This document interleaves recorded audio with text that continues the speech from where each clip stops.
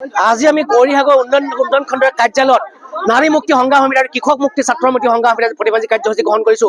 সম্পূৰ্ণ কথাটো হ'ল যে মুখ্যমন্ত্ৰী হিমন্ত বিশ্ব শৰ্মাই কৈছিলে যে প্ৰতিগৰাকী মানুহে চাউলৰ কাৰ্ড থকা ৰেচন কাৰ্ড থকা মানুহে অৰুণোদয় আঁচনি পাব, কিন্তু দেখা গৈছে যিসকল দুখীয়া মানুহে আগতে অৰুণোদয় পাই আছিল সেইসকলৰ নাম তেওঁলোকে এতিয়া বৰ্তমান সময়ত কৰ্তন কৰি দিছে। বহু বিকলাংগ মানুহৰ নাম কৰ্তন কৰি দিছে, বহু বিধৱা মানুহৰ নাম কৰ্তন কৰিছে, দুখীয়া মানুহৰ নাম কৰ্তন কৰি দিছে। এই কৰ্তন কৰা মেইন কাৰণটো হৈ গ'ল যে এই গাঁৱৰ যিগিলা বিজেপি লিডাৰ আছে, এজিপি লিডাৰ আছে, তেওঁলোকে আহি পেলাই তেওঁলোকৰ নাম কৰ্তন কৰিছে।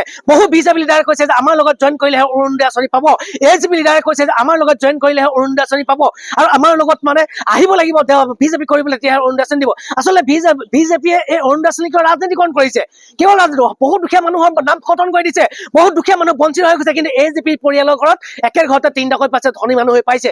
বিজেপি পৰিয়ালৰ ঘৰত 3টা 4টাকৈ পাইছে, ধনী মানুহে পাইছে। গতিকে আমি দাবী জনাইছো জিলা উপায়ুক্তৰ নেতৃত্বত, দেন্দাদিখৰ নেতৃত্বত পুনৰ তদন্ত হ'ব লাগে।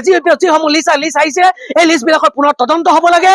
ধনী মানুহৰ নাম কৰ্তন কৰিব লাগে, পোনপ্ৰথমে দুখীয়া মানুহবিলাকৰ নাম তেওঁলোকে দিব লাগে। দুখীয়া মানুহসকলে প্ৰথমতে পাই লওক, তাৰপিছত লাগিলে ধনী মানুহে পাওক, কোনো কথা নাই। কিন্তু যিসকল দুখীয়া মানুহে পাই আছিলে তেওঁলোকৰ নাম কিয় কৰ্তন কৰা হ'ল এইখিনি সম্পূৰ্ণ তদন্ত হ'ব লাগে।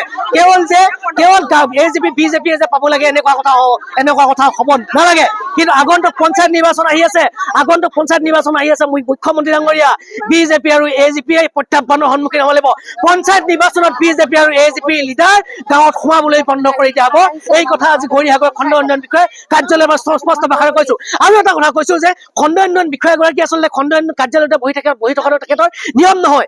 আচলতে পঞ্চায়ত বিলাকত যে এজিপি বিজেপি লিডাৰ বিলাকে কোনে অৰুণোদয় পাব লাগে এই কথাটো যে তেওঁলোকক নিযুক্তি দিলে নেকি চৰকাৰে, যে অৰুণোদয় পাব লাগিলে তেওঁলোকৰ এজিপি বিজেপি লিডাৰ বিলাকক নিযুক্তি দিছে নেকি? এখেতে চাব লাগে নালাগে, এখেতৰ নেতৃত্বত তদন্ত হ'ব লাগে নালাগে, কোনসকল মানুহে পাব লাগে তেওঁলোকে কিন্তু ইয়াত বহি থকা দেখা গৈছে, ধনী মানুহবিলাকে পোৱা দেখা গৈছে। গতিকে আমি দাবী জনাইছো এই লিষ্ট বন্ধ কৰক। আগৰ লিষ্ট আগত যিসকল মানুহে পাই আছে পাব লাগিব, প্ৰতিটো দুখীয়া পৰিয়ালে পাব লাগিব, বিকলাংগ মানুহে পাব লাগিব, বিধৱা মানুহে পাব লাগিব। এইটো কথা স্পষ্ট কথা কৰিছো। আমি হাতীগুলি পঞ্চায়তৰ 5 নং ৱাৰ্ডৰ যাইছো। মই বিজেপি লিডাৰসকলে মোক কৈ আছে যে আপুনি আমাৰ পাৰ্টিলে হওক, কিন্তু মই যোৱা নাই। কি অৰুণোদয় আঁচনি মই প্ৰথম 850 টকা বা পইচা পাই আছিলো, কিন্তু আমাক 850 টকা পোৱা মানুহখিনি তেওঁলোকে বঞ্চিত কৰিছে। মই খুব দুখীয়া পৰিয়ালৰ মহিলা, মোৰ এজনী ছোৱালী মই লৈ পেলাই কেনেকে খাওঁ? মোৰ মানুহজনক লৈ পেলাই, মোৰ মানুহজনে কাম বন কৰিব নোৱাৰে।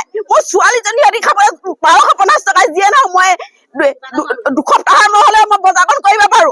কি কাৰণে তেওঁলোকে আমাৰ ঠাইত 5 নং আমাৰ যিখন হাতীগুলি পঞ্চায়তৰ 5 নং ৱাৰ্ডৰ আমাৰ বহুত বিকলাংগ পুৰুষ থাকি গৈছে, অৰুণোদয় আঁচনি পৰা বঞ্চিত হৈছে, আৰু অবিবাহিতা মহিলাও থাকি গৈছে, বিকলাংগ মানুহ পুৰুষ বহুত থাকি গৈছে। কিন্তু তেওঁলোকে আমাৰ বিচাৰ বিবেচনা কৰি আমাৰ এই অৰুণোদয় আঁচনি আমাক তেওঁলোকে অন্তৰ্ভুক্ত কৰিব লাগে।